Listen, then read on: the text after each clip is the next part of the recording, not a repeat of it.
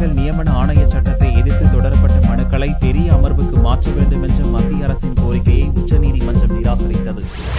உச்சநீதிமன்ற உயர்நீதிமன்ற நீதிபதிகளை நியமிப்பதற்காக நீதிபதிகள் நியமன ஆணைய சட்டத்தை மத்திய அரசு கொண்டு வந்தது. இச்சட்டத்தை ரத்து செய்ய கோரி தொடரப்பட்ட இரு மனுக்களை JS கேகர் தலைமையிலான 5 நீதிபதிகளை கொண்ட அரசியல் சாசன அமர்வு விசாரித்து வருகிறது. இவ்வழக்கு செவ்வாயன்று விசாரணைக்கு வந்தது.